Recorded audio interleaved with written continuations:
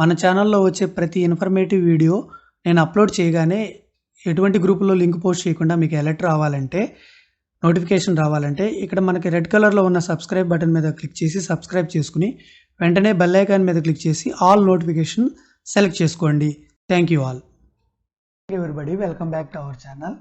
ఈరోజు మనం APGLI maturity అయిన బాండ్స్ని ఎలా క్లెయిమ్ చేసుకోవాలి, దీన్నే ఫైనల్ పేమెంట్ అంటారు, ఫైనల్ సెటిల్మెంట్ అంటారు, క్లెయిమ్ సెటిల్మెంట్ అంటారు. అదర్ దాన్ డెత్ అనమాట. ఇన్ సర్వీస్లో ఉన్న ఎంప్లాయీస్ యొక్క ఏపీజేఎల్ఐ బాండ్స్ మెచ్యూరిటీ అయినట్లయితే వాటి క్లెయిమ్ సెటిల్మెంట్ని సెటిల్ చేసుకుని మన అమౌంట్ ఎలా పొందాలనేది ఈ వీడియోలో చూద్దాం. దాని కొరకు మనం నిధి apcfss.in మనం ఏదైతే మన ఇండివిజువల్ ఏపీజేఎల్ఐ డేటా వెరిఫికేషన్ చేసుకుని సబ్మిట్ చేశామో ఆ వెబ్సైట్లోకి మన ఇండివిజువల్ సిఎఫ్ఎంఎస్ ఐడి ద్వారా లాగిన్ కావాలి. దాని కొరకు మనకు నిధి.apcfss.in అని మీరు క్లిక్ చేయగానే మనకి లాగిన్ యూజర్ ఐడి వస్తుంది. ఇక్కడ మన సిఎఫ్ఎంఎస్ ఐడి ఎంటర్ చేసి గో మీద క్లిక్ చేయాలి. క్లిక్ చేయగానే మన మొబైల్ నంబర్కి, నిధిలో రిజిస్టర్ అయిన మొబైల్ నంబర్కి ఓటీపీ వస్తుంది. తర్వాత ఆ ఓటీపీని ఎంటర్ చేసి మన నిధి వెబ్సైట్ యొక్క పాస్వర్డ్ని ఎంటర్ చేయాలి. ఏపీజేఎల్ఐ డేటా వెరిఫికేషన్ కొరకు ఎప్పుడే పాస్వర్డ్ సెట్ చేసుకున్నామో దాన్నే మనం నిధి యాప్లో కూడా మనం యూజ్ చేస్తాం. అదే పాస్వర్డ్ అనమాట. ఒకవేళ పాస్వర్డ్ మర్చిపోయినట్లయితే ఫర్గెట్ పాస్వర్డ్ మీద క్లిక్ చేసి మన సిఎఫ్ఎంఎస్ ఐడి ఎంటర్ చేసినట్లయితే మన మొబైల్ నెంబర్కి పాస్వర్డ్ అనేది రావడం జరుగుతుంది. మనం దాని ద్వారా యాక్సెస్ అవ్వచ్చు. తర్వాత కావాలంటే పాస్వర్డ్ చేంజ్ చేసుకోవచ్చు. ఇప్పుడు లాగిన్ అయిన తర్వాత మనకి టైల్స్ లో ఫస్ట్ ఈఎస్ఎస్ అని వస్తుంది. ఈ ఈఎస్ఎస్ లో మనకి pay slip, personal details change చేసుకోవటం, బ్యాంక్ డీటెయిల్స్, అదేవిధంగా అడ్రస్, ఫ్యామిలీ మెంబర్ డీటెయిల్స్, తర్వాత యాన్యువల్ స్లిప్, ఇవన్నీ వస్తాయి. తర్వాత మనకి ఏపీజేఎల్ఐ టైల్ ఉంటుంది. ఆ ఏపీజేఎల్ఐ టైల్ మీద క్లిక్ చేయాలి. ఈ ఏపీజేఎల్ఐ టైల్ మనం క్లిక్ చేయగానే మనకి ఏపీజేఎల్లో ఉన్న ఆప్షన్స్ వస్తాయి. ఇది లోన్ అప్లికేషన్, లోన్ ఏ విధంగా సబ్మిట్ చేయాలనేది లోన్ అప్లికేషన్ ఆన్లైన్లో మన ఛానల్లో ఆల్రెడీ వీడియో ఉంది. తర్వాత ఇక్కడ పాలసీ డీటెయిల్స్, తర్వాత ఇక్కడ చూడండి claim settlement application other than death claim, దీని మీద క్లిక్ చేయాలి. క్లిక్ చేయగానే ముందు మనకి పర్సనల్ డీటెయిల్స్ వస్తే క్రాస్ చెక్ చేసుకోవాలి. అదేవిధంగా బ్యాంక్ డీటెయిల్స్ వస్తే బ్యాంక్ డీటెయిల్స్ కూడా క్రాస్ చెక్ చేసుకోవాలి. అకౌంట్ నెంబర్ కూడా కరెక్ట్ గా ఉందా లేదని క్రాస్ చెక్ చేసుకోవాలి.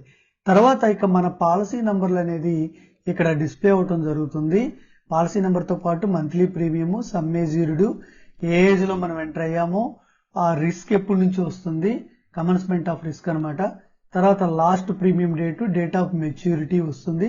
పాలసీ స్టేటస్ దగ్గర ఇక్కడ మెచ్యూర్డా నాట్ మెచ్యూర్డా అనేది మనకి డిస్ప్లే అవుతుంది అనమాట. ఏవైతే మెచ్యూర్ ఉంటాయో, ఆ మెచ్యూర్ అయిపోతాయో, డేట్ ఆఫ్ మెచ్యూరిటీ ఇక్కడ మనకి చూడండి కంప్లీట్ అయిందో వాటికి మెచ్యూర్డ్ అని ఉంటాయి. కాబట్టి ఈ రెండు బాండ్ల యొక్క సమ్మేజ్యూర్డ్ మనం బోనస్ వాల్యూతో క్లెయిమ్ చేసుకోవచ్చు అనమాట.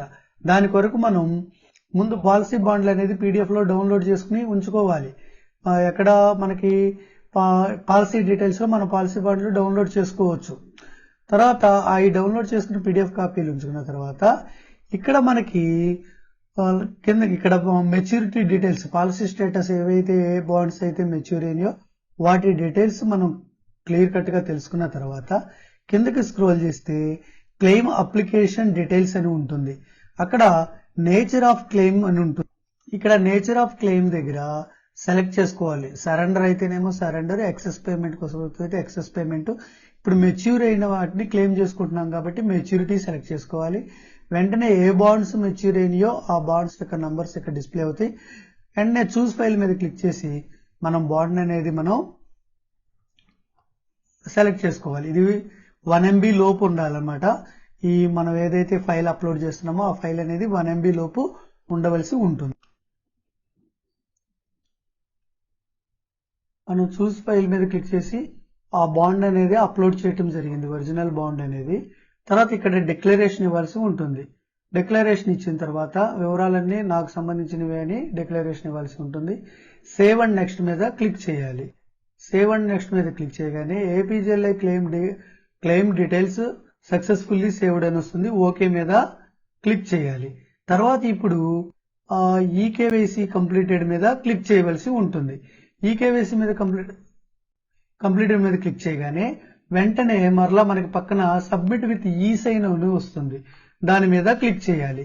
క్లిక్ చేయగానే మన రిజిస్టర్డ్ మొబైల్ నంబర్కి ఓటీపీ అనేది వెళ్ళటం జరుగుతుంది. ఆ ఓటీపీని ఎంటర్ చేయవలసి ఉంటుంది.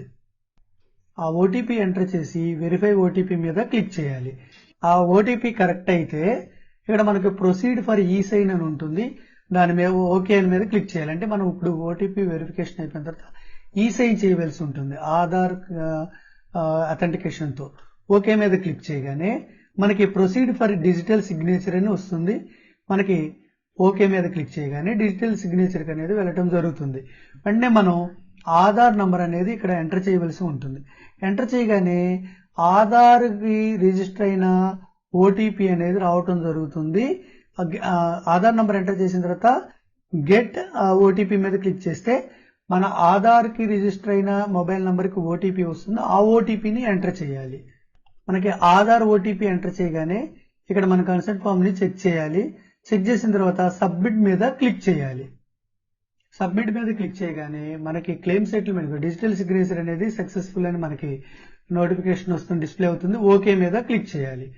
ఓకే మీద క్లిక్ చేయగానే మనకి ఈ ప్రాసెస్ అనేది ఏపీజీఎల్ఐ క్లెయిమ్ సెటిల్మెంట్ అప్లికేషన్ అనేది మన డిడిఓ గారి లాగిన్ లోకి వెళ్ళిపోతుంది. ఇక్కడతో మనం online application claim settlement online application అనేది సక్సెస్ఫుల్ గా సబ్మిట్ చేసినట్టే. ఇక్కడ స్టేటస్ కూడా అండర్ ప్రాసెస్ అని ఉంటుంది అనమాట. ఇక్కడ మనకి వ్యూ మీద క్లిక్ చేస్తే అప్లికేషన్ అని కనపడుతుంది. ఎంప్లాయీ ఈ సైన్ ఫైల్ మీద క్లిక్ చేస్తే ఆ ఈ సైన్ ఫైల్ కూడా డౌన్లోడ్ అవుతుంది. మనం సబ్మిట్ చేసిందంతా అది మనం డిడిఓ గారికి సబ్మిట్ చేసి డిడిఓ గారి లాగిన్ లో ప్రాసెస్ చేయవలసి ఉంటుంది. డిడిఓ గారి లాగిన్ లో ఏ విధంగా ఉంటుంది అనేది ఇప్పుడు చూద్దాం. మన ఇండివిడ్యువల్ లాగిన్ లో మెచ్యూరిటీ అయిన APGLI bond claim settlement application submit చేసిన తర్వాత అది ప్రాసెస్ కొరకు డిడిఓ లాగిన్ లోకి వస్తుంది. డిడిఓ గారు ఇప్పుడు నిధి ఏపీసీఎఫ్ఎస్ఎస్ వెబ్సైట్ లో డిడిఓ లాగిన్ అయిన తర్వాత ఏపీజీఎల్ఐ టైల్ మీద క్లిక్ చేయాలి. ఈ ఏపీజీఎల్ఐ ఎంప్లాయ్ అనేది ఇది డిడిఓ గారి యొక్క ఇండివిడ్యువల్ ఆప్షన్స్ అన్నమాట. అంటే వారి పాలసీ డీటెయిల్స్, వాళ్ళు లోన్ అప్లై చేసుకుంటుంటే ఇక్కడ అప్లై చేసుకోవాలి. అదేవిధంగా వారి బాండ్స్ ఏమన్నా డిడిఓ బాండ్స్ ఏమన్నా ఫైనల్ సెటిల్మెంట్ కి వచ్చినట్లయితే మెచ్యూర్ అయినట్లయితే ఇక్కడ క్లెయిమ్ సెటిల్మెంట్ ఇప్పుడు చూపించిన విధంగా మన వీడియోలో చూపించిన విధంగా వాళ్ళ ఇండివిడ్యువల్ లాగిన్ లో ఇక్కడ ఇండివిడ్యువల్ లాగిన్ డిడిఓ లాగిన్ ఒకటే కాబట్టి వాళ్ళ ఇండివిడ్యువల్ లాగిన్ కొరకు ఈ టైల్స్ ఉపయోగించాలి. ఈ 3 టైల్స్ ఉపయోగించాలి. ఇప్పుడు ఈ ఇండివిడ్యువల్ లాగిన్ అన్నమాట. ఈ 3 టైల్స్ కూడా ఇండివిడ్యువల్ లాగిన్. తర్వాత కింద ఉన్నాయి డిడిఓ యాక్టివిటీస్ అని ఉన్నాయి కదా, ఆ డిడిఓ యాక్టివిటీస్ అని ఉన్నాయి. ఇవి ఆ డిడిఓ పరిధిలో పనిచేస్తున్న ఎంప్లాయీస్ యొక్క అప్లికేషన్స్, ప్రపోజల్స్ కానీ, లోన్ అప్లికేషన్స్ కానీ, క్లెయిమ్ సెటిల్మెంట్ కానీ, other than death are death claim settlement కానీ ప్రాసెస్ చేయడానికి ఉపయోగించే అప్లికేషన్ ఆప్షన్స్ అన్నమాట.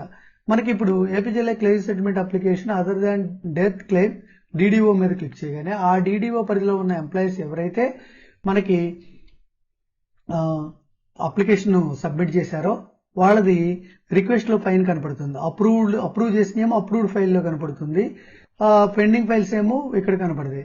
ఇప్పుడు మనం ప్రాసెస్ అప్లికేషన్ మీద క్లిక్ చేయాలి. డిడిఓ గారు ప్రాసెస్ అప్లికేషన్ మీద క్లిక్ చేయాలి. క్లిక్ చేసిన తర్వాత ఈ డీటెయిల్స్ అన్ని చెక్ చేసుకుని అన్ని కరెక్ట్ గా ఉన్నట్లయితే ఇక్కడ డిక్లరేషన్ ఇచ్చి ఇక్కడ కన్ఫర్మ్ విత్ ఈ సైన్ మీద క్లిక్ చేసి ఇప్పుడు ఏ విధంగా ఇండివిడ్యువల్ ఎంప్లాయీకి ఈ సైన్ చూపించానో ఓటీపీ ఎంటర్ చేసి ముందు, ఆ తర్వాత ఓటీపీ వెరిఫికేషన్ అయిపోయిన తర్వాత ఆధార్ నంబర్ ఎంటర్ చేసి ఆధార్ ఓటీపీ కూడా ఎంటర్ చేసి ఈ సైన్ అనేది కంప్లీట్ చేయవలసి ఉంటుంది. కంప్లీట్ చేసిన తర్వాత ఇది ఏపీజీఎల్ఐ ఆఫీస్ వాళ్ళకి ఈ క్లెయిమ్ సెటిల్మెంట్ అనేది పంపబడుతుంది. అక్కడ స్టెప్ బై స్టెప్ అందరూ ప్రాసెస్ చేసిన తర్వాత క్లెయిమ్ సెటిల్మెంట్ అనేది మెచ్యూరిటీ అమౌంట్ బోనస్ తో సహా ఇండివిడ్యువల్ ఎంప్లాయ్ యొక్క లాగిన్ లో క్రెడిట్ అవటం జరుగుతుంది. ఈ విధంగా క్లెయిమ్ సెటిల్మెంట్ అనేది ఆన్లైన్ లో ఏపీజీఎల్ఐ మెచ్యూరిటీ క్లెయిమ్ సెటిల్మెంట్ అనేది ఆన్లైన్ లో సబ్మిట్ చేయవలసి ఉంటుంది.